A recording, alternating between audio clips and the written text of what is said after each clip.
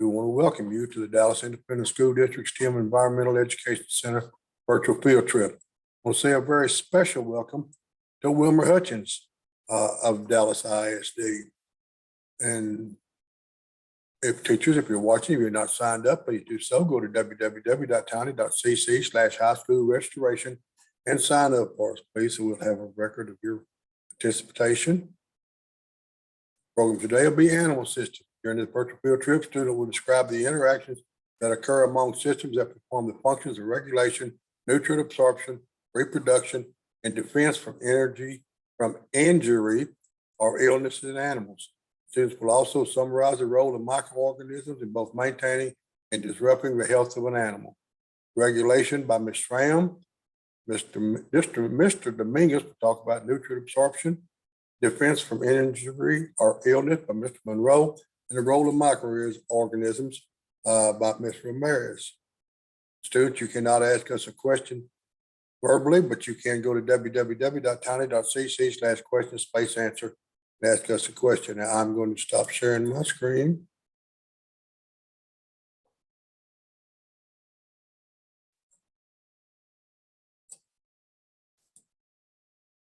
And Ms. Schramm's going to tell you about regulation.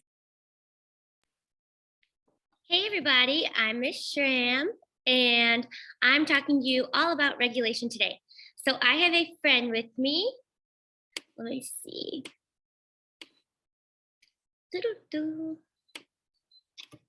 Okay, I have a friend with me. Hold on a second. Okay. And his name is Simon. So Simon is my bearded dragon, and he's sitting here resting on my little shoulder. And well, I'll get to why we're talking about Simon in just a little bit, but I wanted you to see him. He is very lovely. He's my 3-year-old bearded dragon. So let me start sharing my little screen. And Simon's just gonna hang out with me. Okay. Here we go. All right, so today we're talking about regulation and animal systems. And at the end of my part of this field trip, you'll be able to describe interactions that occur between biological systems to maintain homeostasis. So how do our bodies regulate themselves to become balanced? So our essential questions today is, what does regulation mean and why is it important? And what body systems work together for regulation? Well, here are our human body systems. So we've got our person, we've got the circulatory system, digestive system, nervous system, skeletal system, and muscular system. So we've got all these different systems that work together to keep our bodies working. And other animals have these systems as well. They just look a little different because every animal is different. So here's some examples of animal body systems and their anatomy. We've got a frog, a dog, didn't mean to make them rhyme, and a bee. So you can see that we all have these systems. They just look differently depending on what kind of animal. So we need to talk about homeostasis and regulation. Those are the 2 important words for today. So homeostasis refers to stability, balance, or equilibrium. So whichever one you prefer, within a cell or the body. It is an organism's ability to keep a constant internal environment. So we're going to talk mostly about thermal regulation today, so maintaining heat. So we're going to be talking about cold-blooded and warm-blooded animals and how we can regulate our heat. That's why I've got my friend Simon with me. So here we go. Sorry, my little screen is lagging. Okay, endotherms and ectotherms. So endotherms are like us, humans, dogs, cats, mammals, birds. We are able to maintain our own body temperature. We have high metabolism and high energy needs. That means we need to eat a lot because we need to move a lot, and we're creating our own heat, right? So we're gonna need to take in more energy. Now, endo means internal. So we regulate our temperature internally. Ectotherms, on the other hand, are external. So ecto means external. and they depend on their environment for heat. And they have lower metabolism and lower energy needs. So since they're getting their heat from outside of their bodies, they don't need to work as hard to create that heat themselves. And all of us have either like systemic, like internal functions that regulate our temperature, and we also have different behaviors that help regulate our temperature. So endotherms are the warm-blooded animals. So we are warm-blooded, we are endotherms, and other mammals as well. So mammals, birds, we have different features on our bodies to help us maintain that body temperature. So we have hair, some animals have fur or feathers, and that helps us stay warm. The little beluga whale here has layers and layers of fat and blubber to keep it warm. And you could see the penguins have thick waterproof feathers, and bears and foxes have fluffy, fluffy fur to keep them warm. We are also able to sweat. So when it's warm, our pores open up to release that heat and sweat, and then the wind blows and cools us down, right? And we can also stay warm by sharing body heat. So if you see that little fox, he's all curled up and his tail is like a little blanket. He's conserving his heat because it's keeping it all in. So thermal regulation in dogs, there's different things happening here with the dog, but basically the dog, instead of sweating, they are still endothermic, so they still control it internally, but instead of sweating, he'll drool, and that evaporation will cool him down. So in the summer, if you have a dog and you see them panting a lot, they might need some water. They're definitely hot. So they pant and drool to cool down, and they also have layers of fur to stay warm in the winter. So you'll notice at different times of the year, your dog might start shedding their fur. So they have different layers, and throughout the year, they either shed their fur or get thicker layers of fur to stay warm. And out here at the Environmental Center, we have a lot of different mammals that do similar things. I have a few goats out here, and I noticed a few months ago, the goats' fur and their coat kept getting thicker and thicker, and it looks different than it does in the summer. And that is because they were preparing for winter to stay warm. So I expect in the spring, they're gonna change a little bit. Okay, so let's get to ectotherms, why I have my little friend Simon here. So ectotherms are a lot of times reptiles and fish, and they rely on external factors to stay warm. So they're gonna rely on the heat from the sun.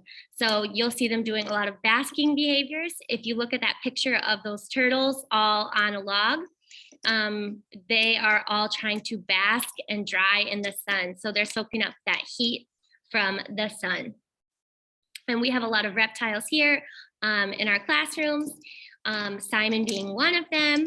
And I also have a few chameleons like you see in the picture. And they all use heat lamps to stay warm. So if the classroom gets cold in the winter, I put on my sweater. I have a cat, WC, who is near me right now. And sometimes he might cuddle up in one of his little houses or his little blankets, or even on my lap. And that's how we stay warm. But if it's cold in the classroom, Simon and the other reptiles, they go under their basking lamps and soak up that heat. So you can see here's another diagram of thermal regulation in reptiles. So they use the heat from the sun to maintain their heat. So a lot of times they have like a special rock that they sit on while their heat lamp is shining on them. So my challenge question to you is to explain to a friend how an endotherm is able to achieve homeostasis in regards to temperature and what different systems are involved. So that is all I have for you today. So I'm gonna put Simon back so he can get back under that heat lamp, and I can't wait to see you next time. Bye. Thank you, Ms. Ram. The question, what two systems work together to regulate the body? The nervous system and the endocrine system regulate and coordinate body functions by sharing a unique partnership. Jointly, they maintain growth, maturation, reproduction, metabolism, and human behavior. Thank you again. And now Mr. Dominguez is going to tell us about nutrient absorption. Hey guys, it's Mr. Dominguez, and in this portion of your virtual field trip, we are going to be talking about nutrient absorption and all the body systems that help us extract those nutrients from the food that we consume. I'm outside here with Teddy. He's enjoying some of his favorite foods, which include papaya, turnip greens, and squash. We will focus on heterotrophs today, so those are organisms that consume other organisms for food. We will not be covering autotrophs and the way they extract what they need from the environment to produce their own food. So autotrophs have the ability to produce their own food through processes like photosynthesis. So think of plants. All right, guys. So we're gonna leave Teddy to eat his meal in peace. Let's get started with our presentation. All right, guys, let's talk about why animals eat and why they need a digestive system. Animals eat because they require energy. That energy is going to power all of the bodily functions that they will ever undertake in their lifetime. The energy that we use today, tomorrow, in the future is derived from the food that we eat. However, that food is not instantaneously made available as energy. It needs to go through the process of digestion. And every organ in the digestive system helps with that breakdown that needs to happen before we can use food as energy. So let's think about the cereal or whatever other breakfast food that we had this morning. I love cereal and I know that it's going to power my morning, but I know that it's not an instantaneous process. I know that it's going to have to be digested first and be broken down into simple sugars that my body will later use as it needs to power my day. All right, guys, let's talk about the organs that make up your digestive system. But before we do, I think it's worth mentioning that all of the body systems that you guys are learning about today are working together. They do not work independently. They rely on each other to perform their individual functions. So keep that in mind. Another thing that I had to mention was that in this three-dimensional model, the mouth is missing. And that's important because that's where the initial breakdown of food occurs. And I also want you guys to think of what happens when you are enjoying your favorite food, or you smell delicious food, or you're about to eat one of your favorite home cooked meals. Your mouth starts to salivate. And that salivation is also an important part of that initial breakdown of food. So, since it's not here, we will start with the esophagus. But before we start talking about the esophagus, let me isolate the things that we need to talk about. So there we go. That's the esophagus. And the esophagus is located in your throat near your trachea. That's the windpipe. And the esophagus receives food from your mouth when you swallow, and a series of muscular contractions within the esophagus deliver food to your stomach. And the stomach is this bean shaped organ. It's a hollow organ. You can think of it as a container that holds food while it is being mixed with stomach enzymes. So these enzymes continue the process of breaking down food into a usable form. Cells in the lining of your stomach secrete a strong acid and powerful enzymes that are responsible for the breakdown process. So when the contents of the stomach are processed enough, they're released into the small intestine.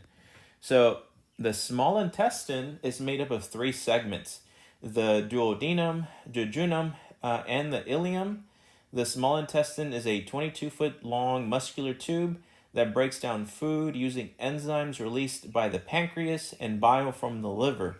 So the duodenum is the first segment of the small intestine, and it's largely responsible for the continuous breaking down process. The jejunum and the ileum, which are lower in the intestine, are mainly responsible for the absorption of nutrients into the bloodstream. And none of that would be possible without the pancreas, liver, and gallbladder. I'm not going to go into detail about those organs. Just know that they play important parts in that absorption process. Now, next up, and let me get rid of that.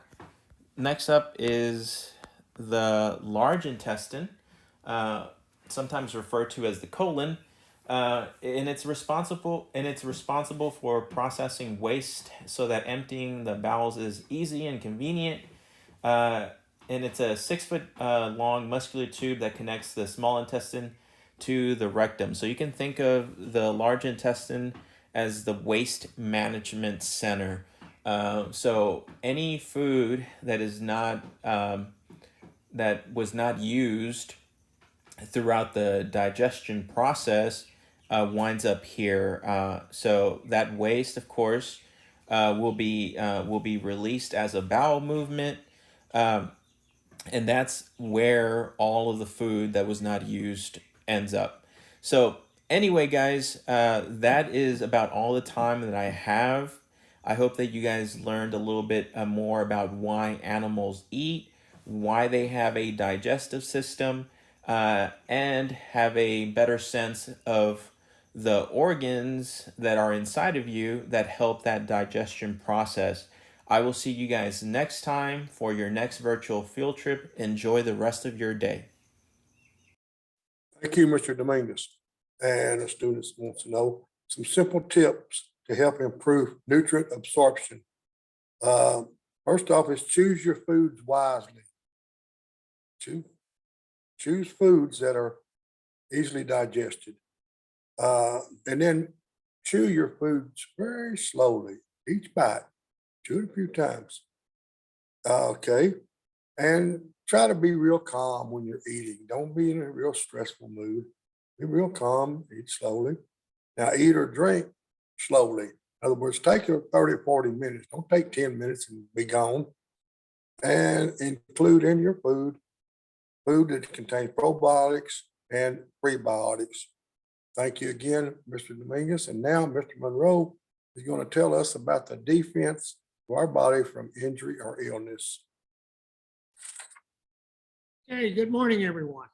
My name is Mr. Monroe, and we're going to be looking into how animals defend themselves from injuries or illnesses. And I guess basically what that covers, we're going to be talking about their immune system and their immune responses. And I've got a short presentation that I'm going to present to you this morning. Hopefully by the end of that presentation, you guys will be able to identify or recognize how some body systems, even the organs that make up some of those systems, they work together to help an animal defend itself against injury, and also how some of those organs and systems that make up our body defends or helps defend the organism from illness. So let's get started. And the way we're going to get started, I'm going to share my screen with you guys, and we'll be on our way.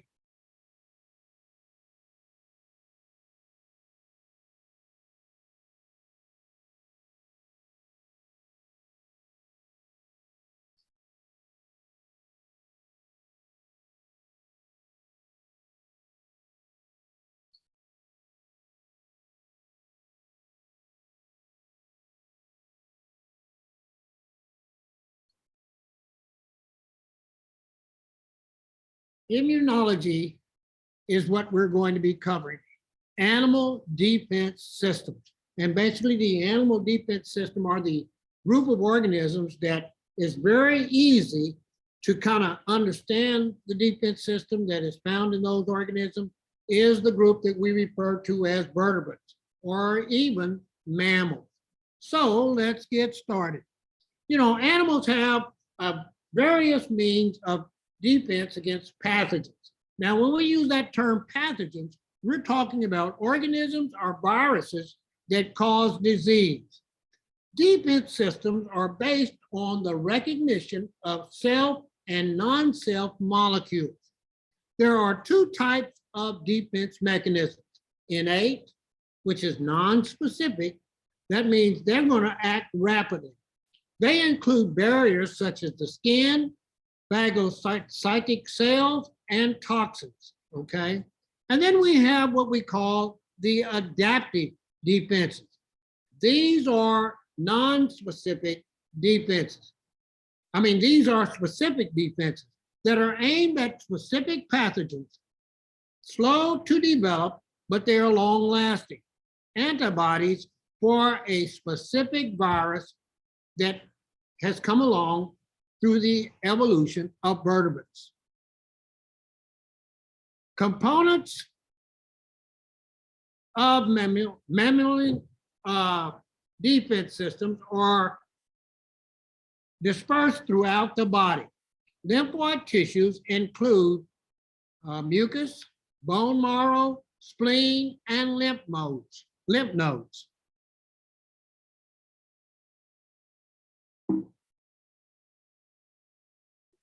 Lymph is a fluid derived from blood and other tissues. From tissues, lymph moves into lymph system vessels. Lymph vessels join and eventually form the thoracic duct, which joins the circulatory system at a major vein near the heart. Lymph nodes are small, round structures at many sites along lymph vessels. They contain lymphocytes, a type of white blood cell. Innate defenses are general mechanisms to stop pathogens from invading or quickly eliminate those that do. They are generally programmed on a system that says, I'm ready to go. In mammals, they include physical barriers as well as cellular and chemical defenses. Now, some of those barriers include skin, mucus, membranes of the respiratory, urinary, and reproductive tracts. Mucus traps and allows for the removal of microbes. Many body fluids, including saliva, mucus, and tears, are hostile to many microbes. If a pathogen lands inside nose or an internal organ, mucus in the nose, respiratory, digestive, urogenital system traps the microorganism. Cilia continuously moves the mucus and traps the debris away. Lysozyme made by mucous membranes attack bacterial cell walls and causes them to burst. Defensins made by mucous membranes are peptides and hydrophobic domains, toxic to many pathogens. Defensins insert themselves into the plasma membrane of the pathogen and make it permeable. Complement and interferon proteins are produced in response to pathogens. Vertebrate blood has over 20 different proteins that make up antimicrobial complement system. Interferons are signaling molecules that increase resistance to neighboring cells to a pathogen. They bind to uninfected cells, stimulating and signaling a pathway that inhibits the viral reproduction. Phagocytes travel in lymph and blood and may move out of vessels and into tissues. They engulf foreign cells, virus, and fragments. Then natural killer cells can distinguish virus-infected cells and some tumor cells from normal cells. This can initiate apoptosis in these cells. And it also can interact with adaptive defense mechanisms and lysis cells labeled by antibodies. Now, when we talk about this type of adaptive mechanism, we're talking about, are we referring to the secondary line of defense? Inflammation is a response to injury or infection. It isolates damaged areas to stop the spread. It recruits cells and molecules to the area to kill invaders and provokes healing. The redness and heat of inflammation result from dilation and leakiness of blood vessels in the affected area. Histamine and other signals attract phagocytes. They engulf invaders and dead cells. Phagocytes produce cytokines, which can signal the brain to produce a condition that we call fever. Increased body temperature accelerates lymphocyte production and cytosis. Also inhibits growth of some pathogens. After inflammation, pus may accumulate, leak fluid, and dead cells. It is gradually consumed by macrophages. Sepsis is a response to a bacterial infection, may not remain local, and could spread throughout the bloodstream. Now, the adaptive immune system is what we call a specific response. Specificity, T cell receptors and antibodies bind to specific non-self molecules that we call antigens. Specific sites on the antigens are called antigenic determinants. Distinguishing self from non-self, every cell in the body has many different antigens. The immune system may be able to recognize all and not attack them. Diversity. The immune system must respond to a wide variety of pathogens. Humans can respond specifically to about 1 or 10 million different antigens. Immunological memory. After one response to a pathogen, the immune system remembers the pathogen and can respond more quickly and powerfully if the pathogen invades again. Vaccination introduces an antigen and the immune system remembers it. I'm going to stop sharing my screen with you right now. And I guess I want to repeat, we have primary immune responses. This is a launch response that we have invading pathogens trying to get in. It is the first line. And then we have what we call our secondary immune response. And this is when T cells and B cells within the body system produce antibodies to find antigens. And it's always going to possibly have that faster response the second time around. Now I've run out of time, so I'm going to turn it back over to Dr. Gorman. So if any of you have any questions, I bet he can answer them for you. You guys have a good day. Thank you, Mr. Monroe. And a student wants to know, what is the body's defense mechanism? Mr. Monroe told you it was the immune system. The immune system is the body's defense against infections. The immune system attacks germs and helps keep us healthy. And now Ms. Ramirez is going to talk to us about the role of microorganisms. Hello, my name is Ms. Ramirez, and in this segment, we're going to be learning about the wonderful world of microorganisms. So I'm going to go ahead and share my screen with you guys, and we're going to look at a quick little introductory video of some animals here at the Environmental Center and how microorganisms might impact them. So let me get that screen share started. And since you guys aren't able to visit us, this is just a little virtual tour of our animal friends. So it is important to note that microbes are literally everywhere. They're even on you, they're on our animal friends. Many of them are good and necessary for our survival, but some of them can be harmful. So here's some of our Angus cattle. Microbes help with digestion, they can produce vitamins, and they can help prevent infections. But there's also some bad microbes that might impact our cows, such as ringworm. Ringworm is a fungal infection. Here's my baby bunny Lucky. Some bad microbes that might affect him are things like ear mites. Here's some of our chickens. Common illnesses of chickens would also be things like mites and bumblefoot, which is a bacterial infection we'll talk about later. Here's Miss Shram's goat, and then there's our work cat. Cats and goats can also get intestinal worms and other parasites. Here's a cute little raccoon we found one day. Raccoons can get viral diseases like distemper and rabies.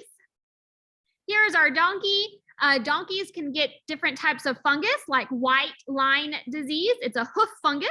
They can also get ringworm, staph, and parasites too.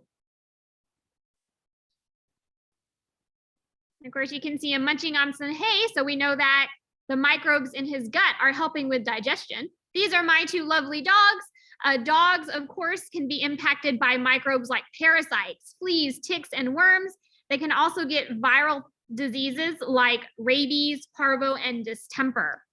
So let's move along and let's talk about what exactly is a microbe. So we're going to be learning about microorganisms. Your essential questions for today are: what role do organisms play in maintaining the health of an animal? And two, what role do microorganisms play in the disruption of health in an animal? So the first thing I want to look at is this cute little guy here on the right. This is actually a mite. It's a member of class Arachnida. So think of the same class where spiders and ticks belong to.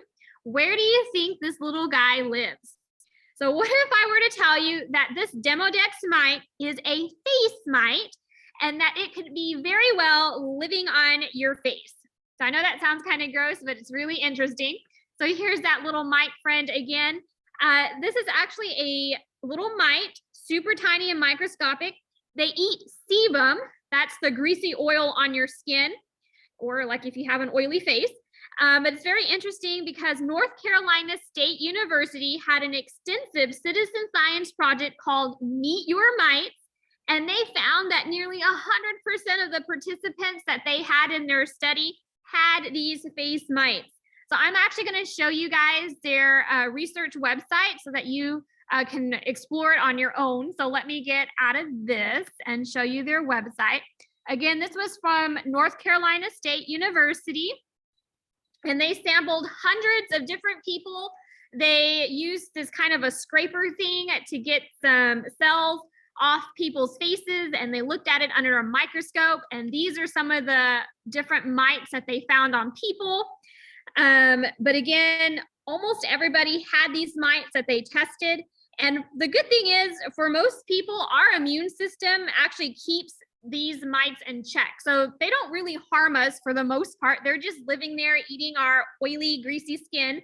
And you can see some little pictures here of how they collected the samples. And then here's a little girl who was obviously freaked out about what she saw on the microscope. But it was a very interesting study that they did. Again, it's important to note that our body is full of various different microorganisms. Most of them are harmless. It's very few of them that can actually cause disease and harm, and we'll talk about those in just a second. But if you're interested in learning more about that, that is the Meet Your Mite project from North Carolina State. So let me bring us back to our PowerPoint. And the next thing we're going to talk about is what are microorganisms. So they are essentially tiny microbes that can't be easily seen with the naked eye.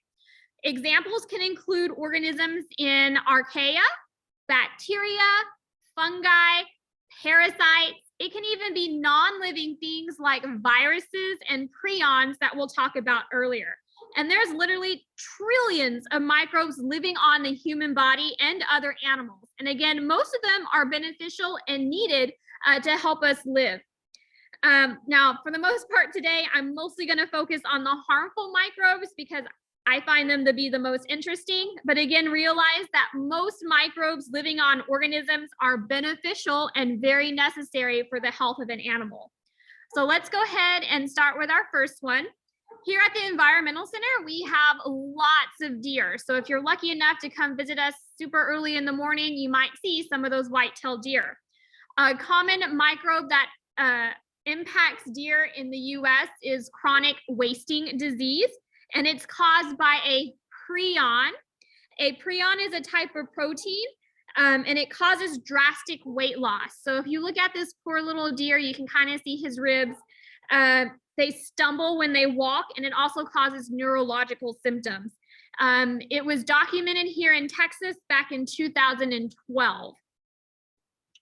Our next one Other examples of microbes would be things like viruses. So here's an example of a virus. Here at the EEC, we have a lot of livestock.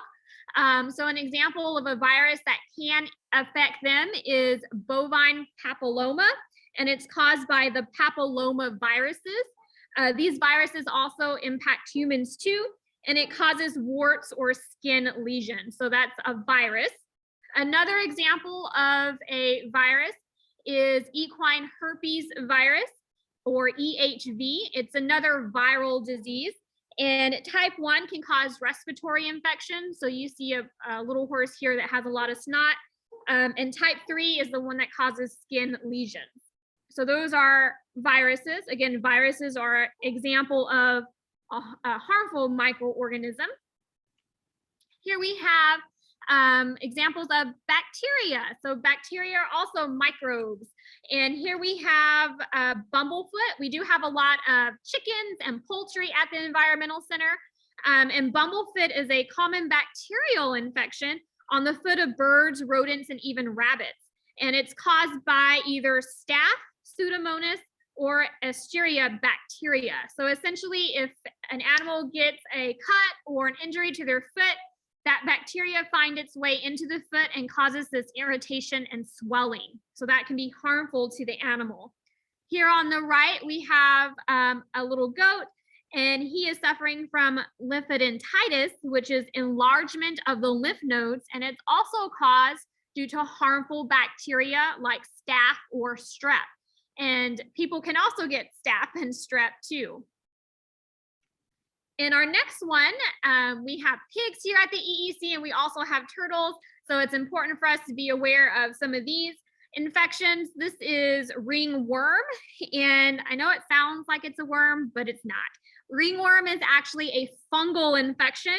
It's caused by the fungus Taenia corporis, and it causes this itchy red circular rash, like what you see here on this picture on the pig. And then another type of fungus that's harmful to animals is Immiodomices, and this is a fungal infection of turtles. It's also called shell rot. So you can see on this poor little turtle here, that fungus is actually eating away at the turtle's shell. So again, that's why it's important for animal owners and for people to learn about these harmful microbes, because it could impact the health of your pets and your animals. And then one of my favorite microbes, of course, are going to be the parasites. These are things like the worms, the mites, the fleas, and ticks. So here's a little picture of some intestinal parasites of ruminants. So ruminants are things like your cows and your goats. So these are examples of the eggs of some of those intestinal parasites. Here's some goat poop, and you can see there is a tapeworm inside that poop. And then we have lots of feral cats out here. And so I gave a picture of cat tapeworm, which we probably have some issues with out here given all the feral cats.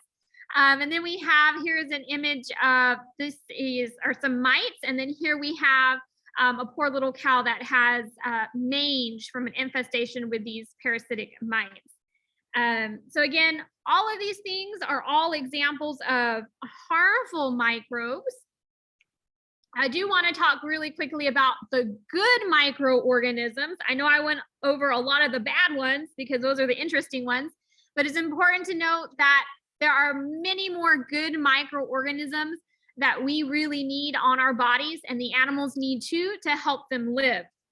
So the good microorganisms actually can help prevent disease-causing bacteria from growing on our skin. So they're kind of like the first line of defense for protection.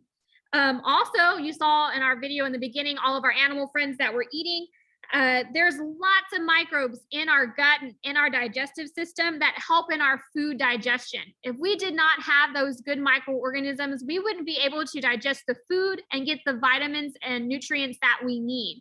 So here's some good example of some of those digestive flora that we need. Many of our microorganisms in and on our body produce vitamins that our body essentially needs. They also help to maintain proper pH in our body, and they also help to kill the bad bacteria. So on this slide, it's just a variety of examples of some of those good microbes that our body really needs that helps keep our body system working. And then I do have a couple of explore activities for you guys. See if you can research 2 additional harmful microbes and 2 additional beneficial microbes. And something interesting I learned was there are actually fecal transplants. So remember I was telling you guys that microbes are super important in our gut because they help with our digestion. Well, there are some people that are immunocompromised or that don't have that good gut flora, and they're actually looking into ways of transplanting feces from a healthy donor into another person to help restore the balance of bacteria in their gut. So that was super interesting. And if you guys have cable and have Animal Planet, a good show if you're interested in learning more about microorganisms is Monsters Inside Me. They talk with biologists and go over case studies of various microorganisms and how they have impacted people. And I'm going to show you a couple of websites really quick. The first one is a website from Scott Chmielewski, and he does microbial science photography. So if you're interested in photography, he has some really interesting pictures of various different microbes, whether it's fungi, bacteria, viruses. They're all very interesting. The other one is yourwildlife.org. And this is also from North Carolina State. So here you can see their study on the forehead mites that we met earlier, but they also did a study on bacteria in your belly button and bacteria that lives in your armpit. So those are very interesting things that you guys can learn about on that website. And you can see the various amazing microbes that were found on people's belly buttons. So those 2 websites you guys can look at. And then also my one last one, if you're interested in infectious diseases and health, there is a high school summer program for students. It's at UT Southwestern. It's called HPrep. And I actually did it when I was in high school in Dallas ISD, and I highly recommend it if you are interested in infectious diseases and health. So that's all I have for you guys today. I'm going to stop my screen share and we'll give it back to Dr. Gorman to answer any questions. Thank you, Mr. Maris. And one student wants to know, well, what actually lives on your skin? Some of the things that live on your skin. Some different fungi, some viruses, some mites. You saw the little cute little mites that live on your skin. And the one she just covered, which I thought was very interesting, was the belly button bacteria.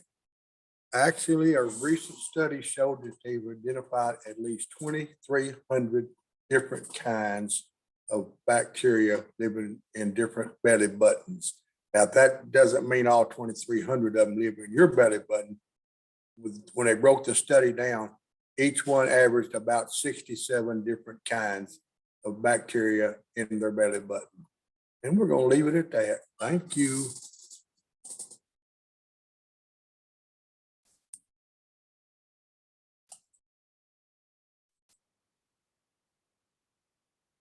During this virtual field trip, students describe the interactions that occur among systems that perform the functions of regulation, nutrient absorption, reproduction, and defense from injury or illness in animals.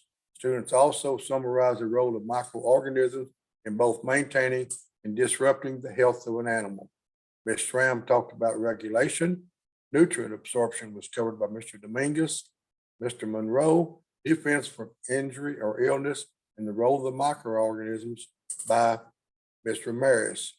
Thank you, teachers, for joining us. If you would, go to www.tiny.cc/HSFeedback, fill out a very short form and send it back to us. We would appreciate it.